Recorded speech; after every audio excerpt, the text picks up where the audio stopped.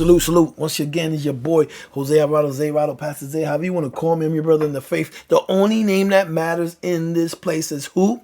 Jesus. Joshua HaMashiach. Yes, Lord. Holy Spirit, we thank you because you are here with us and you will speak to your people. I want to speak to you about a word that the Lord gave me. And the word that he gave me, it comes from the word love. The word that he gave me comes from the word of love, meaning to me. This is how God revealed it to me.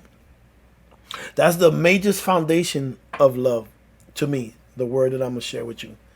And that word is sacrifice. Sacrifice is the major foundation of God's love. Sacrifice is the major foundation of love in general. God is love. God displayed his love through his son. Something that actually happened. Something that actually took place and changed this whole generation. This whole world changed when they realized. And worlds, I mean worlds as people. People are a definition of world. There's a world in a person's mind. There's a world that they live with their family, with their friends. There's a world that they create their own. And there's a world that God wants us to create and live by. And it's the word of God in our lives being displayed by displaying and then walking the word of God and applying the word of God in your life. So you become a world of love. And God wants to display that to you. And God wants to speak to you about that love. That ultimate love that he showed on the cross. That ultimate love that he showed through his son. That ultimate love that he did not leave us forsaken. He was with us. When the fall came, he thought about us.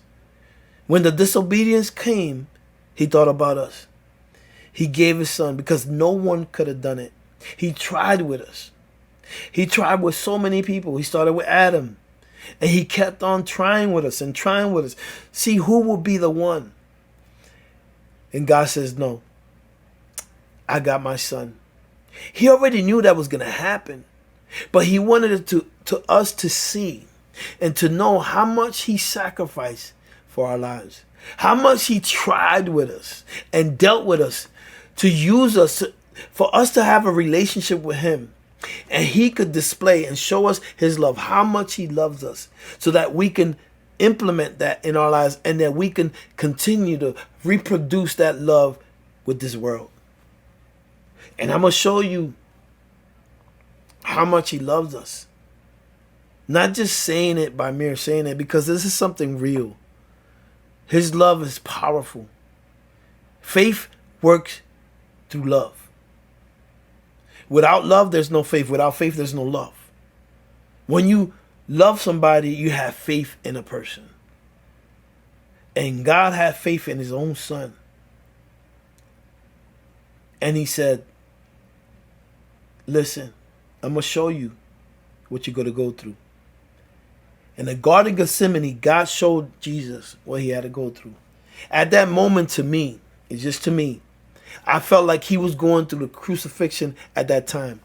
He was crucifying his emotions. He was crucifying his will to do God's will. Because he said to the Lord, he says, listen, is there another way to do this? This is too painful. To the degree that he was sweating blood. In my opinion, he went to the cross before the cross. He was enduring that cross before he went to the cross, because he was crucifying his will through his emotions, what he was feeling. And he says, no, not my will, your will be done. That's the ultimate foundation of love. Sacrifice your will to fulfill his will, to fulfill the will of somebody that loves you.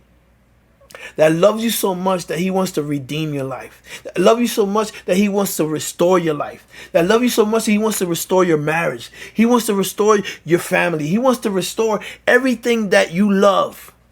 He wants to restore that. And align it with his love, that the foundation of that love is sacrifice. So when you sacrifice your will to do God's will, or the will of somebody that you love, that same love will be displayed to you. And I'm going to tell you something. Even if you don't see that from somebody else that you're showing love to, and you see the opposite, that love took root. But you know who rewards it? Jesus, Jehovah. He rewards it. He sees the display and the sacrifice that you give to love on your children, to love on your wife, to love on your friend, to love on your family. This is something that we have to all apply. I have failed in that. I have failed in that. And now I have to relearn that each and every day. Each and every day I have to sacrifice my will to do God's will by loving on my children, by loving on my wife, by loving on people, by loving on you. He even tells us to love our enemies. Why? Because love conquers sin. Love conquers the enemy. Love conquers. Love is power. Love sustains you. Love will elevate you to his presence. Love will elevate you to his glory. I'm going to share something with you in 1 Corinthians that some of us know, some of us don't know. So it's Corinthians, the foundation of the scripture of love. Okay?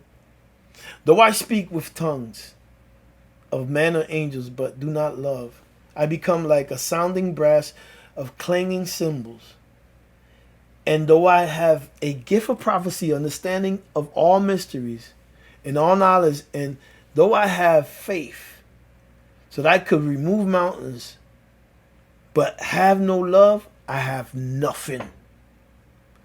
I could have prophecy. I could have mysteries revealed to me. I could have all this knowledge and revelation of God's word, of God's will, of God's ability. The Bible says that we know in parts. We know in parts. We know things in parts. That the prophecies that God has given us, we just see in parts. Until the day of perfection, meaning what? When we be face to face with God, that's when all these mysteries that we yet have to be revealed to ourselves, or these should be revealed to ourselves, we will see the whole picture when we be face to face with God. But I believe that God will continue to reveal those things if we do not cease in love. But the major thing here, if you see that scripture, it says, even if we have all these gifts of knowledge, gifts of prophecy, we can move mountains in the name of Jesus and all this stuff, but I do have not love, that's all in vain. That's all in vain. The Bible says the gifts of God are irrevocable. Those gifts will be functioning. There's a law. It's a law set in place. When you work the law works. But it means nothing if you don't have love. It means nada if you don't have love. Like I said, God displayed his love through his sacrifice. Excuse me. His sacrifice of his son. His son says, you know what? Your will is better than mine. Jesus, the Son of God, said, your will is better than mine. Your will is better than my emotions. Your will is better than what I'm feeling. Your will is better than what I'm seeing. Your will is much more greater because I see beyond what I feel. Because God revealed to him the ending from the beginning. The beginning from the ending. Because he's the Alpha and the Omega. The beginning and the end. He showed them all the things. But he was in the body. So he felt things that we felt. The Bible says that Jesus was tempted in all things, but did not sin. He was tempted in all things, but did not sin. That's why he's the ultimate sacrifice of love. He's the ultimate display of love. And God is saying to you right now, learn again, if you haven't learned, how to sacrifice your will to do God's will by loving rightly, by loving correctly, meaning not perfect, meaning in a mature state of understanding how it is to conquer over defeat, conquer over dismay. Love is the major, powerful success in your life if you display sacrifice. By loving on somebody that is hard to love. By loving on somebody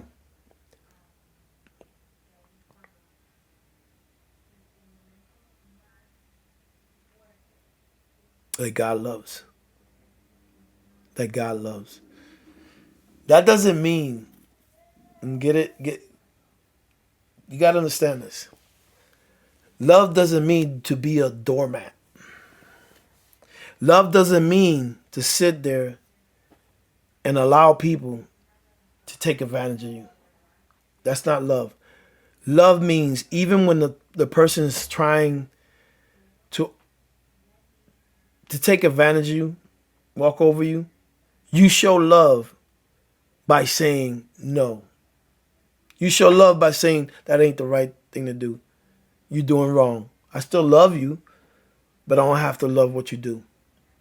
And because I love you, I sacrifice my will for smacking you upside the head and telling you, wake up. Don't do that. I sacrifice my will for saying the wrong thing to you. I sacrifice my will from doing something to you because you did something to me. I sacrifice that will. That's more major sacrifice. When we believe a person deserves to get a smack in the head, a person deserves to be punished, our will is to say no. Because what the devil wants to use is that display of anger because of somebody did something to you. And then you end up paying the consequences of that action. And then you have to deal with that action. That's what the devil wants. But God says, no, sacrifice that. Love your enemies as yourself. Love your neighbor as yourself. Love covers a multitude of sin. Love is power. It's not weakness. Love is power, not weakness. Allow the love of God to be the ultimate power over your life. By displaying your love when you don't feel like loving on your wife, when you don't feel like loving on your husband, when you don't feel like on them crazy kids you have, when you don't feel like loving on the enemy, when you don't feel like doing anything out of love because you have been mistreated, you have been talked about, you have been put down, love will overcome all those things. Forget about what people think or say. Display and listen to the voice of love, which is the foundation of life. Because of love, this whole earth has been created. Because of love, we are alive. Because of love, we have freedom in this country. Because of love, we have freedom out of sin and death. Because of love, we got the freedom of speech. Because of love, we have the ability to love others. So allow love to be a display in your life by sacrificing your will for God's will in a person's life. Allow yourself not to be a doormat, but be the influence of love. Be a gangster of love. Instead of fighting, love. And you will see the manifestation of God's power in that word, love. You know how many times I felt like just allow my flesh to just say the wrong things or do the wrong things just because a person did something that was wrong. And they're wrong. But I knew that if I say, instead of the person, hey, you or this and that, let me tell you something. There are so many times that happened to me. They gave me the number one, and they would be wrong in traffic or whatever the case may be, and they're dead wrong. And you just want to let them know. When I wanted to say, hey, I say I love you in the name of Jesus. God bless you. You know what that does to that person? It's like they're walking and all of a sudden there's a big break. What did he say? He said, I just cursed him out. He said, I love you? Hold up, wait, what? I just cursed you out. And you telling me I love you? That does something to a person's life. It brings conviction. It brings awareness of who God is. And when you say, I love you and say, God bless you, they know. And if they don't know, they will know later on. They will have conviction and say, how can this guy love me? And say, he don't even know me. And he says, God bless you. I cursed him out. And he's telling me, I love you and God bless you. That does something to a person. It could change a person's life. Sometimes you might see it at that moment. Sometimes you won't. But I guarantee you, that seed of love has taken root. Allow the love of God by sacrificing your will to do the will of God and display the love of God. Be a gangster of love. Yeah. In the name of Jesus, it's your boy, Zay. Hasta luego. Bendiciones. Love you, dude. Bendiciones.